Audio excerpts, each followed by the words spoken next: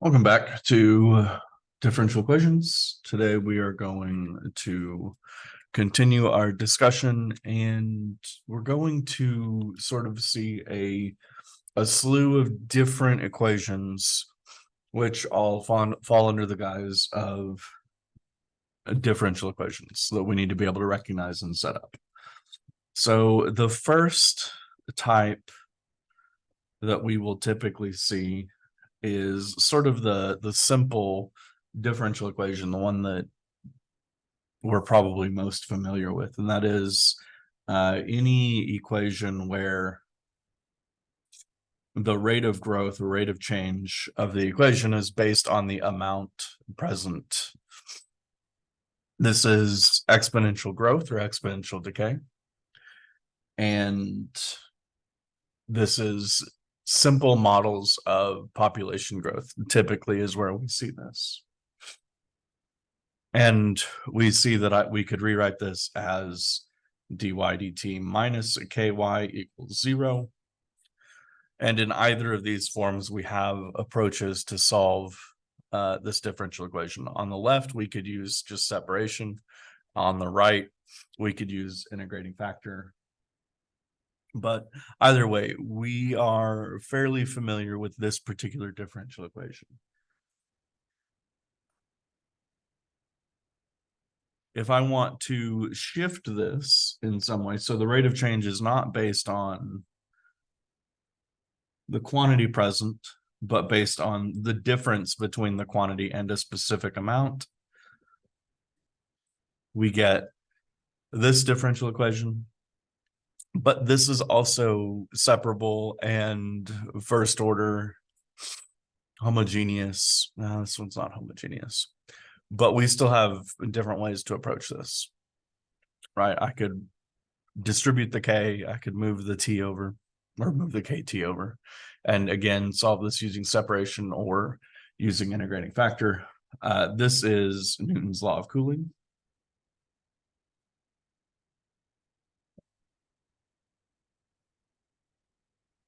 And this one was, we'll call it bacterial growth, but any unconstrained growth model.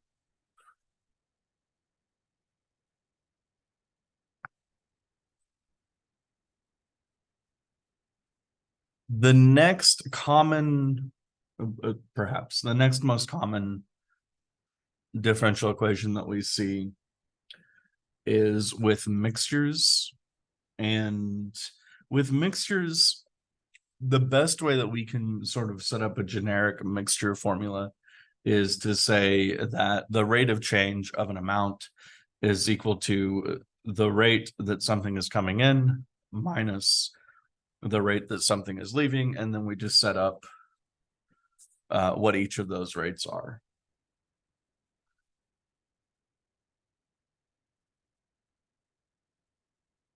We see this form typically in mixtures. Those are the examples that textbooks love to give us. We also have, and this one plays a fairly minimal role in this class, but I would be remiss not to mention it. And this is for series circuits. L di dt plus R I equals E of t.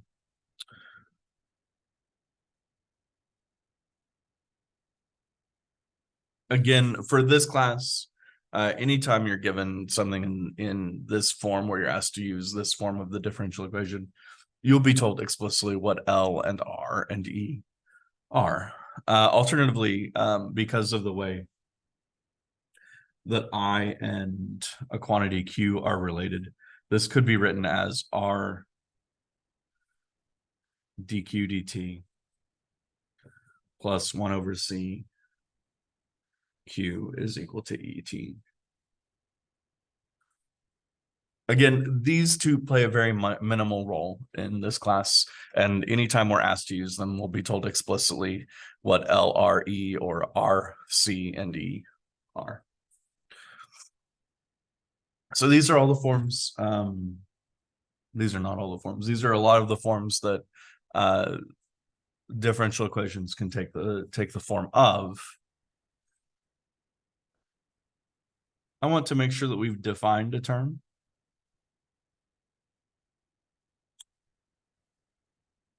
Any term in a differential equation which goes to zero as the independent variable goes to infinity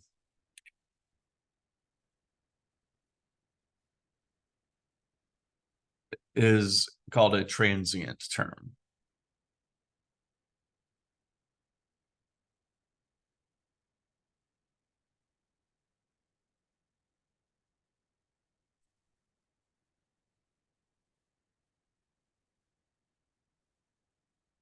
And any constant solution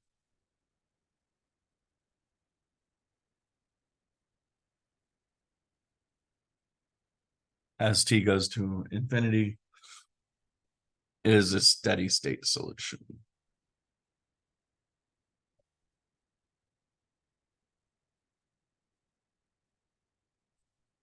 So you might hear me refer to parts of a term as being transient or steady state. And that's what I mean. When I say it's transient, I mean that on a long enough scale, the impact of that term goes to zero.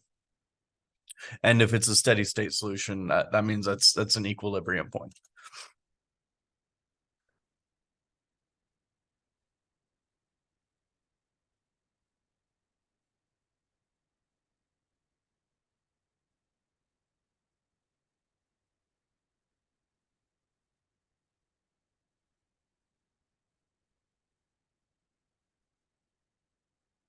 Now, the exponential growth, the population growth model that we typically see, remember, was the dy dt is equal to a constant times y, where the rate of change is equal to some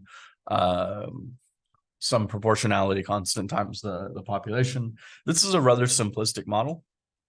It doesn't take into account real world problems, like nothing can grow exponentially for an incredibly long period of time. Even if you take bacteria and allow it to grow exponentially for a long enough period of time, you're going to end up with a model which tells you there are more bacteria in the universe than there are atoms in the universe. If we have population growth of a human population, if you have an equation for human population growth based on an exponential model, you're going to end up at some point with a model telling you there are more people in existence than, again, there are atoms in the universe or square inches on the surface of the earth.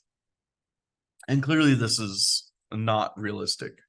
So one way we can modify this exponential growth is to introduce another term. Say the rate of change is not just equal to constant of proportionality times the amount, but also equal to some distance from some equilibrium point. We see here that this has two equilibrium solutions. This has an equilibrium solution at y equals 0, and it has an equilibrium solution at y equals a over b. And if we allow or require both a and b to be positive, we now end up with two equilibrium solutions. So we might have a differential equation that we're asked to solve, where we're told that our differential equation model looks like y times quantity 5 minus y. And so going back to our phase portraits, this has an equilibrium solution at 0, at 5, and if we start below 0, I have a negative number times a positive number. That's a negative number, so this decreases if I start with a negative population, if you will. If I start between 0 and 5, say at 1, this is 1 times 4, which is positive. So any solution between 1 and 5 will increase to 5. And if I start with population higher than 5, imagine this is being above the carrying capacity. A number higher than 5 might be 6. 6 times -1 is negative. And so this is saying that if you start with a population higher than the carrying capacity, it's going to decrease to the carrying capacity. And this is solvable. We could find the exact solution to this differential equation using separation if we wanted to.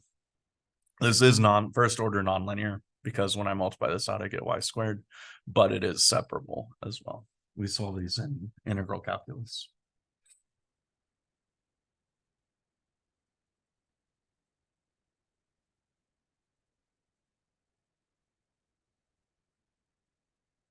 An application from physics that we might see is a chemical reaction. We might imagine that the rate of change of the amount of some quantity is equal to A minus X times B minus X. Again, nonlinear, but it is separable, so we can solve this differential equation. Again, we're just looking at sort of a range of differential equations that we might see. In this case, we again have two equilibrium points. We have an equilibrium solution at x equals a and an equilibrium solution at x equals b.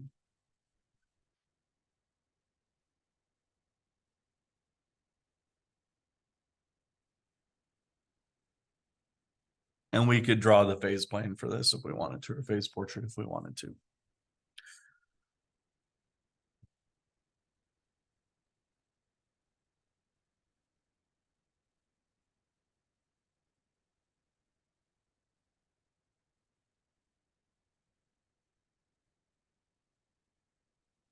Okay, so of these differential equations, we've had a lot of experience solving, at this point, we've had a lot of experience solving exponential growth, exponential decay models, and even Newton's law of cooling.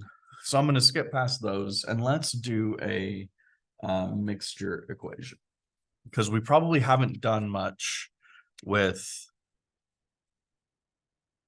this specific type of differential equation. This is probably the first one that makes us uncomfortable. So let's look at an example. Let's say we have 300 gallons of salt water.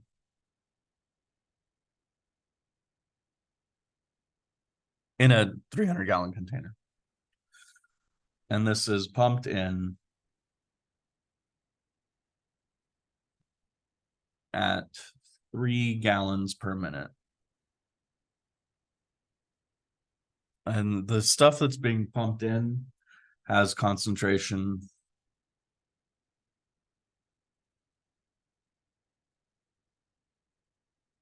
of salt, 2 pounds per gallon.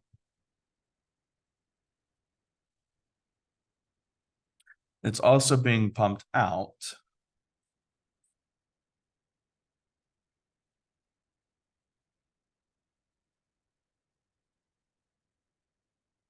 at 3 gallons per minute. If I pumped it in faster than it was pumped out, then it would overflow. And if I pumped it out faster than it came in, then it would empty out. So it's being pumped out at the same rate. We're going to assume that this is magically uniform in its distribution. Once something gets pumped into the mixture, it's mixed very well. So we don't have to worry about any sort of partial differential equation model. Initially, we have 50 pounds of salt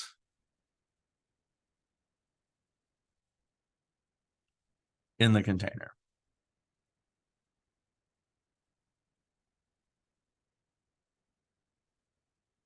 We want to find the differential equation and then solve the differential equation for an equation which gives us the amount of salt in the tank at any time t. We have 300 gallons of salt water. We have a tank.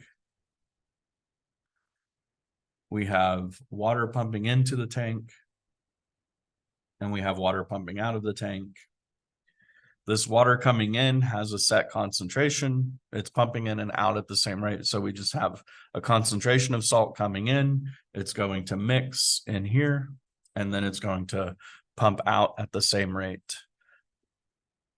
But we're looking at how much is the salt that's in the system. So our differential equation in general is going to look like dA dt is equal to the rate in minus the rate out. And we just need to clarify what is the rate in and what is the rate out. Let's do the rate in first. Let's clarify the rate in. The rate in, well, we have 3 gallons per minute coming in. So we have 3 gallons per minute coming in. And then leaving, we have, coming in, we have 3 gallons per minute. That's how much salt water is coming in. But I also need to know how much salt is in this. I have that much going out. Oh, I have 2 pounds per gallon coming in. Okay, so 2 pounds per gallon. Notice using just dimensional analysis, the gallons disappear and we're left with pounds per minute. So 6 pounds per minute. That is the rate of salt coming in. It's coming in at 6 pounds per minute and it's diluted in 3 gallons. Now let's look at the rate out. The rate out is again 3 gallons per minute. But the issue here is I don't know how much salt is leaving because that depends on how much salt is in the container, right? The salt is being, however much salt is in the container is being diluted by 300 gallons. And then that's the concentration that's leaving. So here I knew the concentration. It was 2 pounds per gallon coming in, but leaving, it's however much salt is in the container divided by 300 gallons.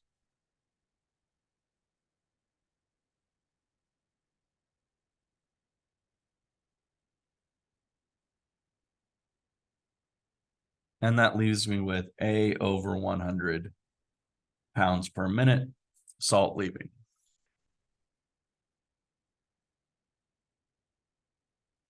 So this allows me to set up the differential equation as dA dt is equal to the rate in minus the rate out.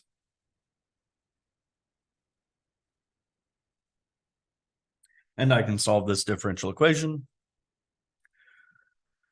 This is separable. This is also solvable using integrating factor. I'm going to use integrating factor, dA dt plus 0.01a is equal to 6. Our integrating factor is we're going to let mu be equal to e to the integral of 0.01a dt, which is, just 0.01, which is e to the 0.01 t. Multiply everything by that. The left-hand side becomes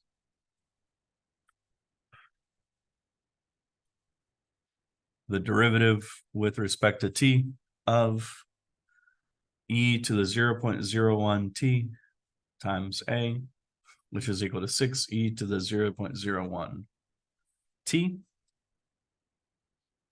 Integrating both sides, I get a is equal to e to the negative 0.01 t times the integral of 6e to the 0.01 t dt.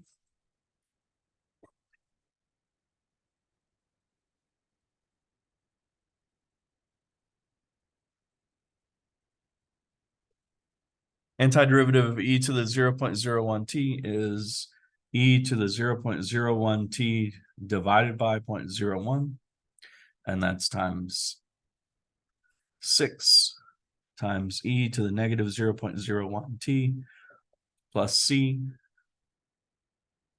e to the 0.01 t. Or since I ran out of room here, let's rewrite it. A is equal to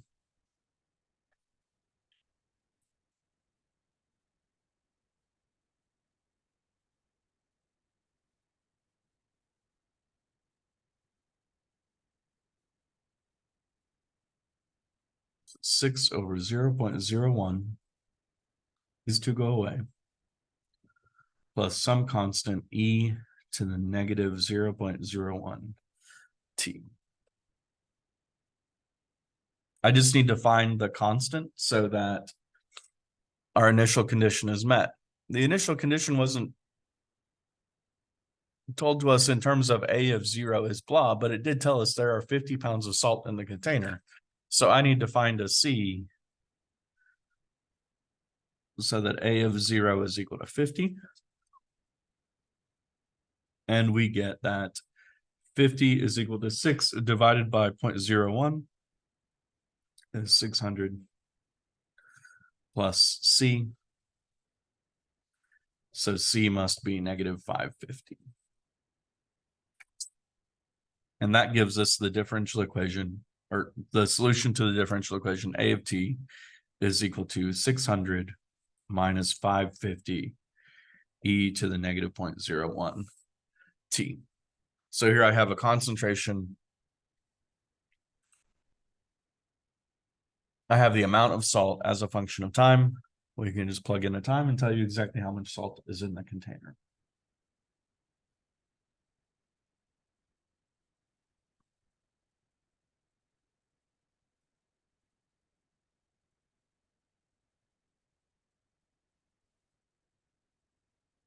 The other one that I want to do is a chemical reaction. Again, since it's likely that's one we haven't seen before, not expressly in these terms. So I want to do a chemical reaction.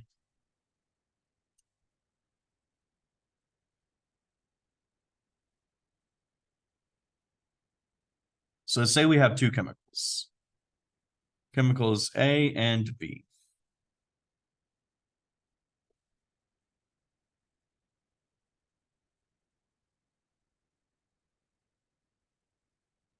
We mix them in such a way so that our ratio of A to B is 1 to 4. Assign whatever units you want to. Let's say grams.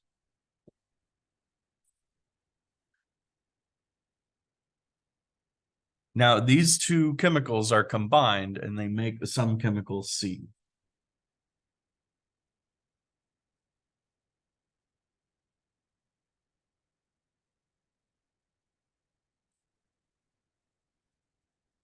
In 10 minutes, we can measure the amount of C present, and we can see that there are 30 grams of C present.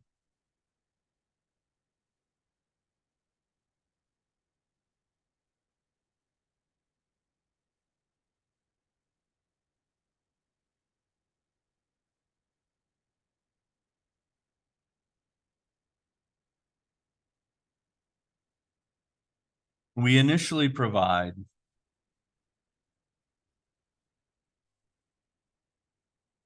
for this reaction, we provide 50 grams of A and 32 grams of B. So let's be clear about this 1 to 4 ratio. This is the ideal ratio, right? This is the quantities in which they react based on the chemical equation. For every 1 gram of A, 4 grams of B are reacted to. So we initially start with 50 grams of A and 32 grams of B. The question we want to answer is how much C is present, say, in 15 minutes. We want to create a differential equation to get quantity, to get an amount for C. So the rate of change of C over time is some constant times, we started with 50 grams and then we're taking stuff away. And for B, we started with 32 grams and then we're taking stuff away. We just need to figure out like what are the values that go here.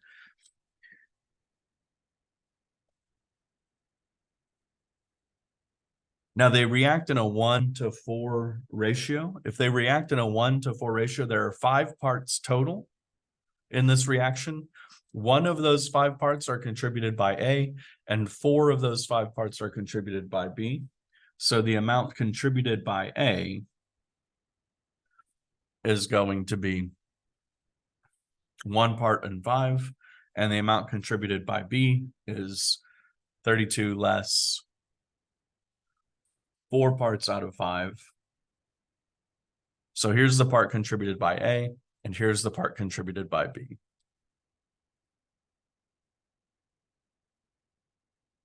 Now we can solve this differential equation.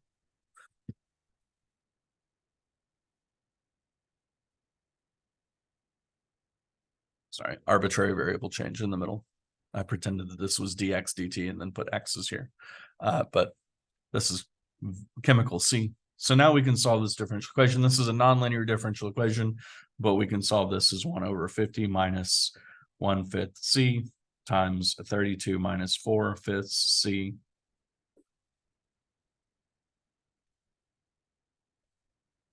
is equal to a constant. And then integrate both sides with respect to t. The left is a partial fraction decomposition, and at the end we're left with c as a function of time is equal to something. So again, these are just all the relatively straightforward forms that differential equations can take. Most of them we've seen before, a few of them we haven't. But the hard part is just setting up the differential equation. So here's an example where we have a 1-to-4 reaction ratio between A and B, starting with 50 and 32 respectively. So we set up this differential equation. And then the mixture differential equation. Using the dA dt is equal to rate in minus rate out. We just need to set up what is the rate in, what is the rate out. The rate in is rule of thumb for setting up each of these rates. You do the rate that the liquid is, or the rate that the liquid is coming in times the concentration of the thing you care about, the rate that the liquid that's going out times the concentration that you care about. And often what we'll see is the rate going in is a known quantity, and that makes sense. We know what we're pumping into a system. The rate coming out is the thing we don't know, because that's the thing that's changing based on the amount that's in the system. And so that's where we pick up the A. And this becomes a differential equation that we can solve using a variety of methods. All right, I'll see you next time.